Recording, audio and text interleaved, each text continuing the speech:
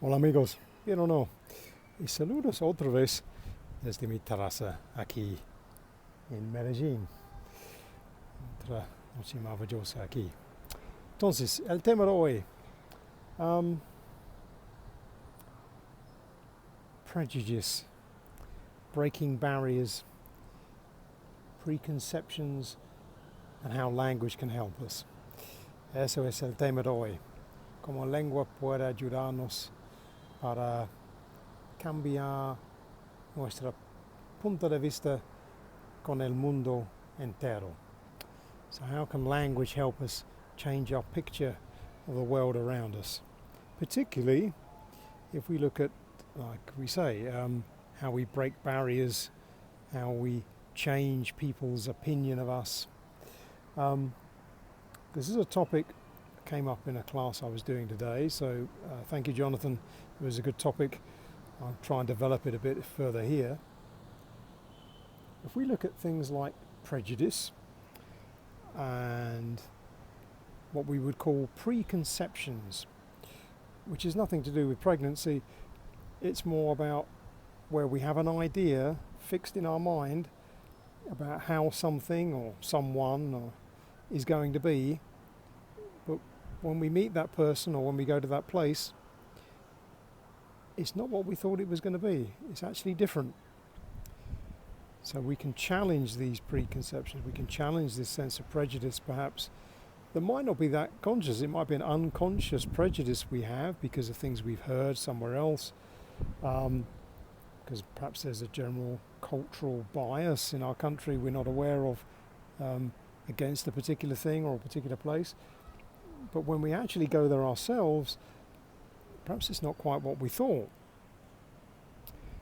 And this is where languages really help us, because once we can speak the new language,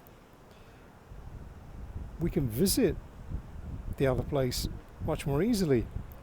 And more importantly, we can actually talk to the people that are there, and we can ask them questions, and we can get to know them, and we can experience the culture. And then perhaps we might take a different decision or have a different picture about what the place is really like.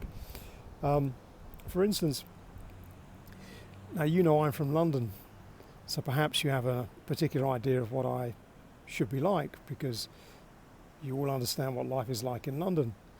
And perhaps we all have a particular picture of what life is like in Medellin. But again, perhaps my idea of Medellin is different to yours, and perhaps your idea of London is different to mine. Doesn't mean we're wrong, just means it might be different. But that's something that when we have more fluency in our language, we can find out, because then we can ask each other questions. And then we'll understand what our point of view is, which might be different, but at least we know. So this is really in a sense of encouragement, because sometimes language learning is, well, let's be honest, is boring. It's very repetitive, it's hard work, and you put a lot of effort in, and maybe you don't feel you get a lot of progress, and you still get stuck with that verb that you can't get right, or that word you can't quite say. And you think, why am I doing this? But actually the payoff, the result, the prize, if you like, even small amounts of progress gets you to places like this. I mean, really, how lucky am I?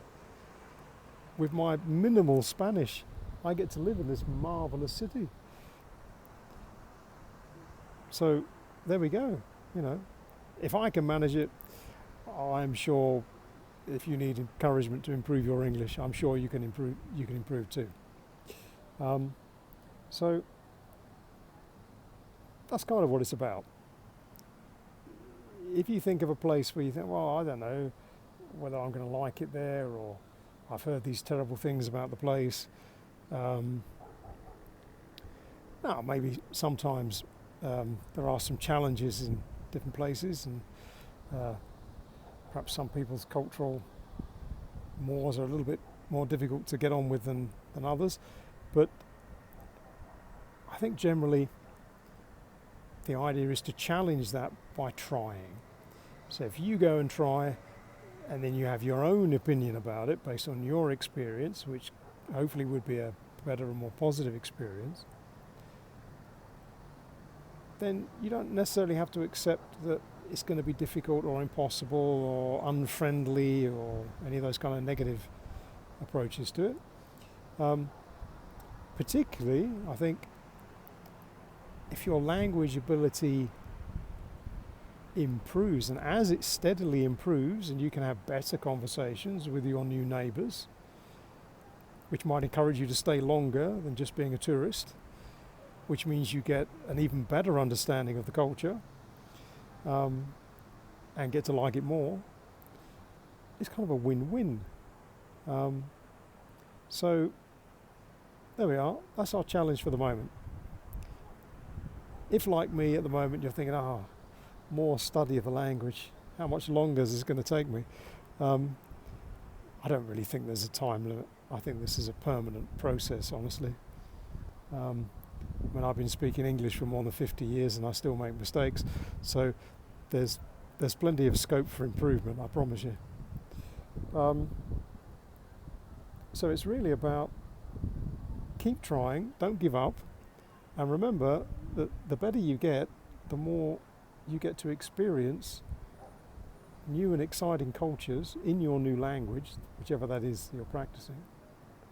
And that's a reward that's worth more than all the pain you're going through trying to learn it now. Because by breaking through that kind of prejudice, bias,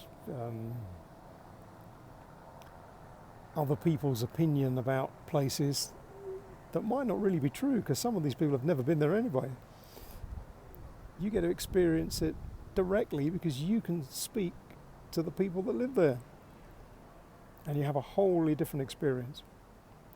And I hope wherever you end up practicing your new language, you have as nice a time and as nice neighbours as I have found here in Medellin. But for now at least, we should say cheerio, and I'll see you tomorrow.